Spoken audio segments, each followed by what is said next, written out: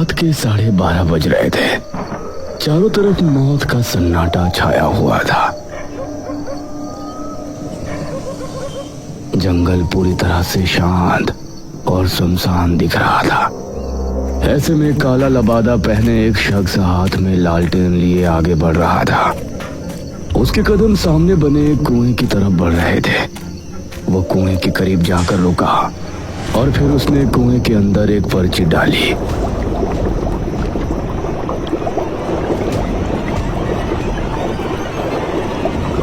उसने जलता हुआ लालटेन भी कुएं में फेंक दिया और उसके बाद तेज कदमों के साथ वहां से ऐसे भाग निकला जैसे कि अचानक कोई बड़ा खतरा वहां आ पहुंचा हो।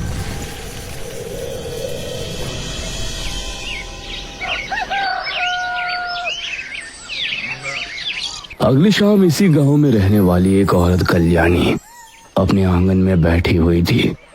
उसकी बहू आंगन में झाड़ू लगा रही थी। अरे ओ सुस्त मुर्गी, कब तक तू उसी कोने में लगी रहेगी? अब आगे बढ़कर यहाँ की भी झाड़ू लगा दे। ये सुनकर घूंघट वाली बहू चारपाई के पास आई और वहां से झाड़ू लगाने लगी और उसकी सास कल्याणी उसे देखकर मुस्कुराने लगी। उसके बाद एक काम वो बहू को बताती जा रही थी और बहू भी बेचारी काम करती जा रही थी। कल्याणी इसी तरह से अपनी बहू पर अत्याचार करती थी और बहू बेचारी अपने घर को बसाने के लिए उसकी हर एक बात माना करती। रात के समय कल्याणी अपने कमरे में सो रही थी। तभी उसके चेहरे पर पानी की धारा छपाक से पड़ी। अरे कौन है? इतनी रात में इतना गंदा मजाक। कल्याणी ने उठकर देखा तो उसके आसपास कोई नहीं था। उसने देखा कि आंगन में घर के बाहर से पानी बहता आ रहा है। अरे पानी कहाँ से बहता हुआ आ रहा है? ऐसे तो पूरे बरामदे में कीचड़ हो जाएगी। पानी कहाँ से आ रहा है ये देखने के लिए वो घर से निकली और पानी की लहर जिस तरफ से आ रही थी उसके साथ साथ आगे बढ़ गई। उसने कुछ कदम चलने पर ही देख लिया कि पानी की लहर जंगल की तरफ से आ रही है। तो ना जाने क्यों वो डर गई। हे भगवान! ना जाने उसे किस बात का डर हुआ। वो भागने के लिए घर की तरफ मुड़ी, लेकिन तभी किसी अदृश्य शक्ति ने उसका पैर खींचा। कोई मुझे बचाओ! कल्याणी कुएं पर पहुंची और पूरी तरह से कुएं के अंदर समा गई। उसकी चीख जंगल में गूंजी और चारों तरफ सन्नाटा छा गया। मेरा नाम रोहन है। मैं मेरे परिवार के साथ चांदीपुर गांव में रहता था। हमारा गांव बहुत ही सुंदर था।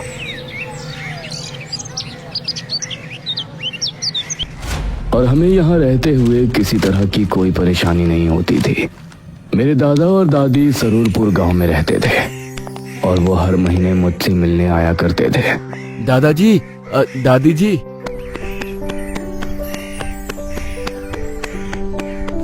उनको देखते ही मैं उनसे जाकर लिपट गया। अरे हमारा रोहन, कैसे हो बेटा? मैं तो अच्छा हूँ दादा दादी, आप दोनों कैसे हो? जीता रहे बेटा, हम भी ठीक हैं।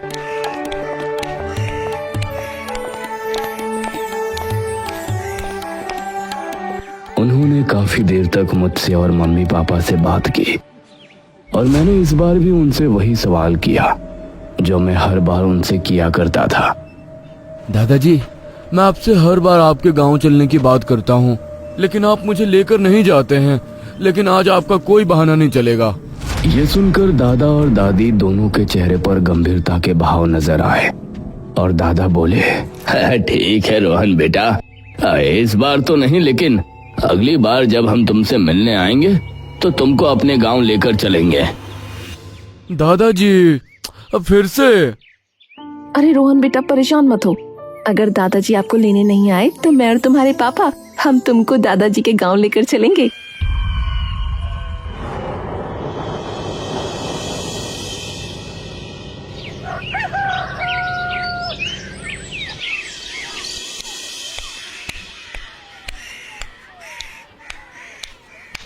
अगले महीने दादा मुझे लेने आए।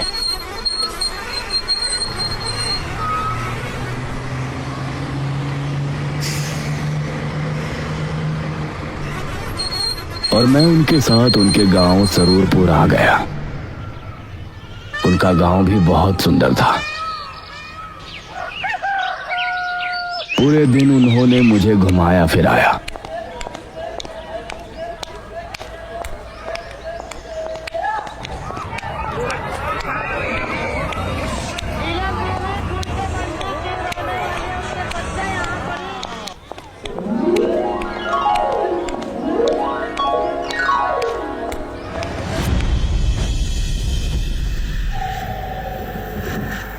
और शाम के समय दादाजी, आपने मुझे गांव तो घुमा दिया, लेकिन जंगल तो दिखाया ही नहीं। मुझे जंगल भी ले चलिए ना। जंगल का नाम सुनकर दादा दादी के चेहरे का रंग उड़ सा गया और दादा बोले, अब बेटा, जंगल का क्या देखना। जंगल तो हर एक गांव का एक जैसा ही होता है। पेड़ पौधे, झाड़ियाँ, वो तो ठीक वैसा ही है जैसा तुम्हारे गांव का जंगल है। दादा मुझे जंगल ले जाने से मना क्यों कर रहे थे, ये बात मुझे समझ नहीं आ रही थी।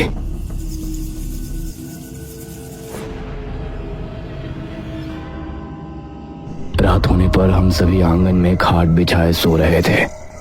तकरीबन 12:30 बजे मुझे एक आवाज सुनाई दी। रोहन, रोहन। यह आवाज सुनकर मैं उठा और इधर उधर नजरें दौड़ाई तो मुझे आसपास कोई नजर नहीं आया। रोहन, इधर आओ, मैं यहाँ हूँ। मैं खाट से उठा और दादा को जगाने ही वाला था कि तभी, रोहन, अगर तुमने किसी को भी जगाया तो मैं चली जाऊंगी। तुमको जंगल घूमना था ना, मैं तुमको जंगल घुमाऊंगी। ये सुनकर मेरे चेहरे पर खुशी छलक आई।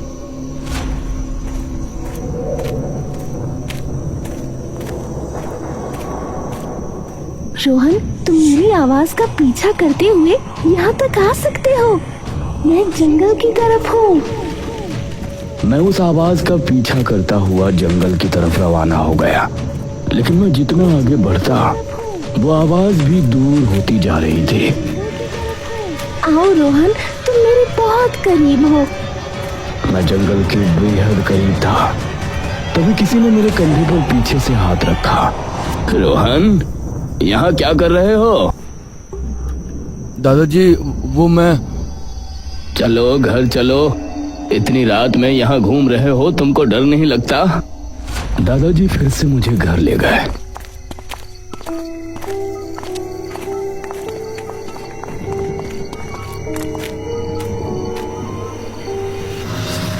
लेकिन मेरे मन में अभी भी वही बात चल रही थी कि जो आवाज मुझे सुनाई दे रही थी, आखिर वो किसकी थी?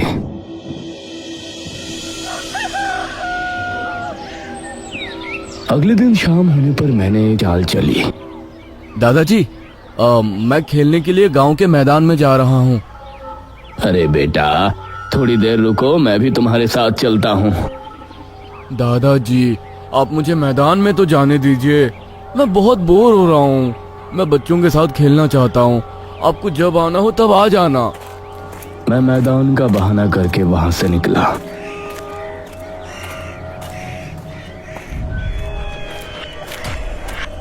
शाम ढलने लगी थी और अब मध्यम अंधेरा शुरू हो गया था। मेरे कदम अपने आप ही जंगल की तरफ बढ़ रहे थे। तभी मेरे सामने एक आदमी आकर रुका। अरे, तुम तो मोहन के पोते हो ना? जी काका, आप कौन? मैं तुम्हारे दादा का दोस्त हूँ। तुम यहाँ क्या कर रहे हो? काका जी, मुझे जंगल में घूमने का मन था। आप मुझे जंगल घुमा लाइए ना। जंगल में घूमना तुम्हारे लिए ठीक नहीं है। वहाँ एक कुआं है। कुआं है? लेकिन कुआं तो हमारे गांव में भी है। उससे खतरे की क्या बात है? हमारे गांव का कुआं कोई आम कुआं नहीं है। उसके पास तो मुझ जैसे बूढ़े और गांव के जवान भी जाने की हिम्मत नहीं करते। लेकिन ऐसा क्यों काका? वो सब तुम मत सोचो बेटा, बस इतना समझ लो और जंगल में जाने का विचार छोड़ दो। और ठीक है काका। चलो मैं तुमको घर छोड़ देता हूँ।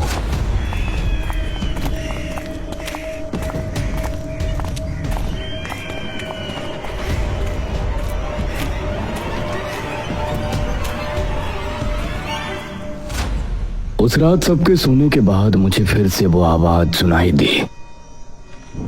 रोहन, रोहन, जल्दी उठो और मेरे साथ चलो। मैं तुमको आज जंगल दिखा लाती हूँ। अरे ये तो वही आवाज है जो कल रात को मुझे सुनाई दी थी। हाँ, मैं वही हूँ। तुमको जंगल घूमना है ना? आओ, मैं तुम्हें जंगल घुमा लाती हूँ। लेकिन आप हो कौन? ना सामने आती हो ना दिखाई देती हो। मेरे इतना कहने के बाद मुझे जंगल की तरफ एक धुआं सा नजर आया।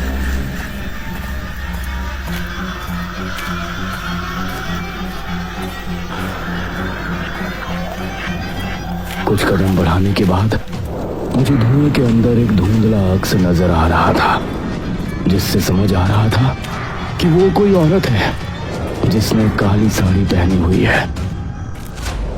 रोहन, तुमको पहले भी समझाया गया है ना कि जंगल की तरफ जाना ठीक नहीं है। एक बार फिर से दादाजी को सामने देखकर मैं डर गया। दादाजी, मैं तो बस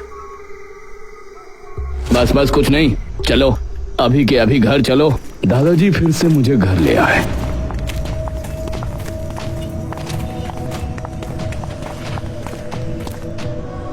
लेकिन मेरे मन में अब जंगल जाने की उत्सुकता और बढ़ गई थी।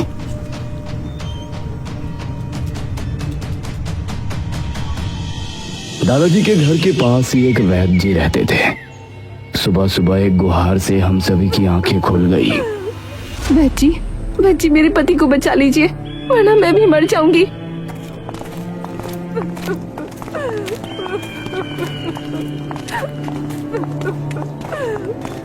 एक औरत अपने पति के साथ वैद्य जी के घर के बाहर बैठी थी। उसका पति जमीन पर पड़ा था और उसकी हालत बहुत खराब थी। अरे क्या हुआ इसको? इनको खून की उल्टियां हो रही हैं वैद्य जी, कल से कई हो चुकी हैं। इसे जल्दी अंदर लेकर जाओ। मेरे दादा और गांव के एक आदमी ने आगे बढ़कर उसके पति को सहारा दिया और उसे वैद्य जी के घर के अंदर ले गए। मैं भी उनके पीछे घर के अंदर पहुंच गया। ये इसके साथ कब से हो रहा है? वैद्य जी, कल सुबह से ही इनके साथ ये हो रहा है, जब से अब तक न जाने कितनी उल्टियां कर चुके हैं। घबराओ नहीं, मैं इसकी दवा कर देता हूँ। वैद्य ने काफी समय लगाकर उसके लिए दवा बनाई। ये लो रमेश, इसे खा लो।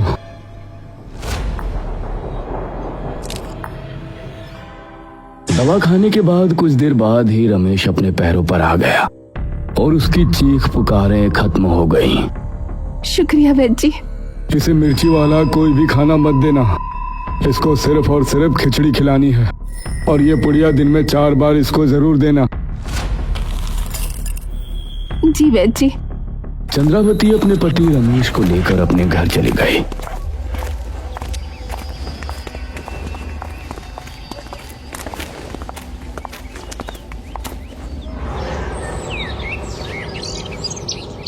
दोपहर के तकरीबन 4 बजे के समय फिर से वो औरत अपने पति को लेकर वैद्य जी के पास आई।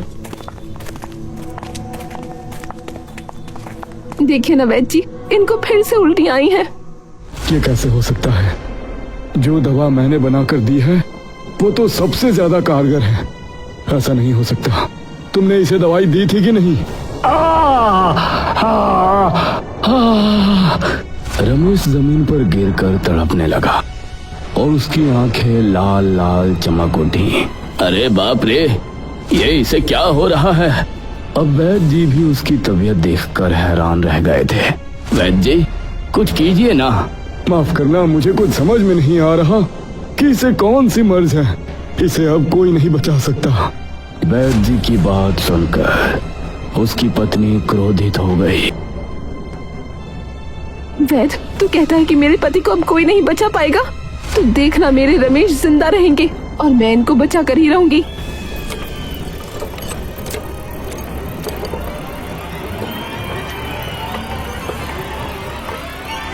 उस रात मैंने पक्का इरादा किया कि आज जंगल जाऊंगा और उस कुएं पर भी होकर आऊंगा। मैं मौका देखकर रात को 12 बजे के समय आखिरकार घर से निकल ही गया। लेकिन बड़े ताज्जुब की बात थी कि आज मुझे कोई आवाज सुनाई नहीं दे रही थी। मैं धीमे कदमों के साथ जंगल की तरफ बढ़ रहा था। दिल में डर के साथ साथ एक एक्साइटमेंट भी थी कि आज मैं उस कुएं को देखने वाला हूँ, जिसके बारे में इतने दिनों से कुछ ना कुछ अजीब सुनता हुआ आ रहा हूँ। मैं जंगल पहुंचने ही वाला था, तभी मैंने एक दृश्य देखा। काला लबादा पहने हुए, हाथ में लालटेन लिए कोई औरत जंगल की तरफ जा रही है।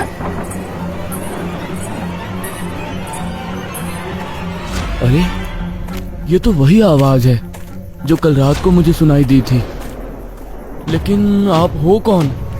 ना सामने आती हो ना दिखाई देती हो। आप सामने तो आइए। दादाजी, मैं तो बस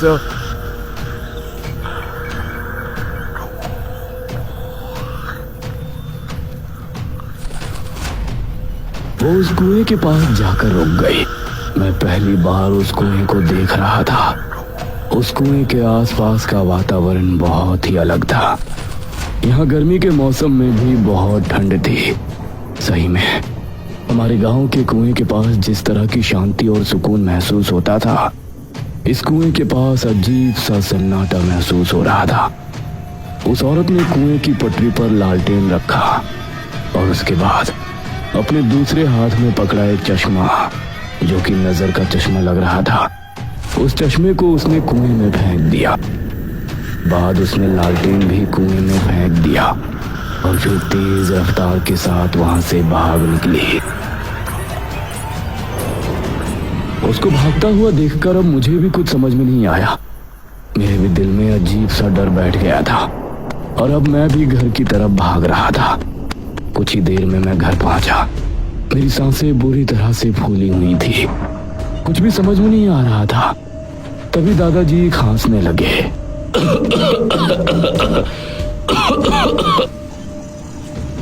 उनके उठने से पहले ही मैं खाट पर लेट गया और फिर अपनी आंखें बंद कर लीं। अगली सुबह हमारे उठने के फौरन बाद ही गांव के मुखिया दादाजी के पास आए। मुखिया जी, आप? हाँ महेश बाबू, सुना है कि रमेश ने कल से खाना पीना बोलना सब छोड़ दिया था। हो सकता है आज वो अंतिम सांस ग्रहण करे, इसलिए पहले ही उसके घर अफसोस करने जा रहे हैं। आप भी साथ चलिए। हाँ हाँ मुखिया जी, मैं भी आ रहा हूँ। अब दादाजी और गांव के कुछ लोग मुखिया जी के साथ चल दिए और मैं भी उनके पीछे हो लिया।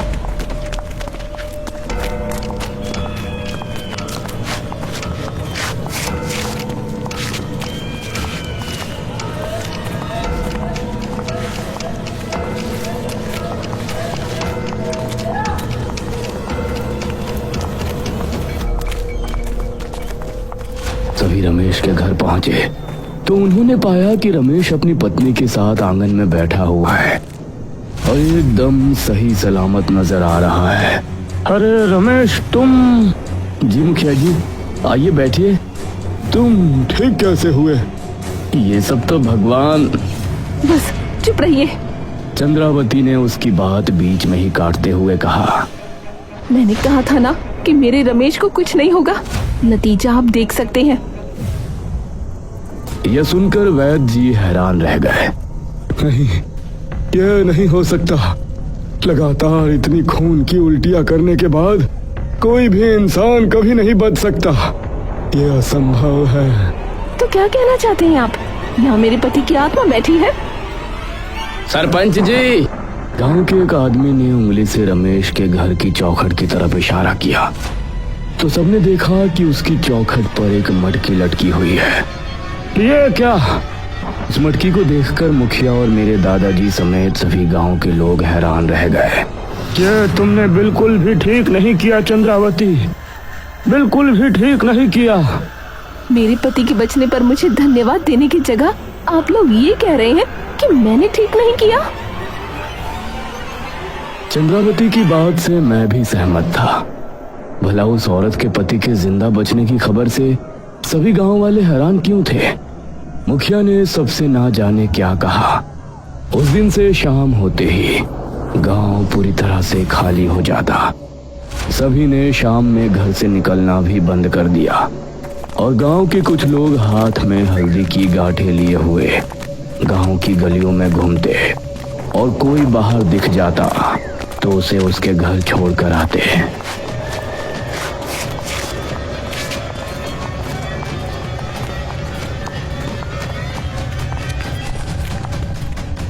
दादाजी, चंद्रावती के पति के ठीक हो जाते ही गांव का माहौल अजीब क्यों हो गया? क्यों लोग इस तरह से डरकर घरों में रहने लगे हैं? मुझे कुछ समझ में नहीं आ रहा।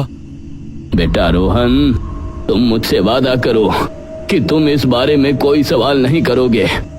तुम कभी भी जंगल में जाने की सोचोगे भी नहीं। जी दादाजी।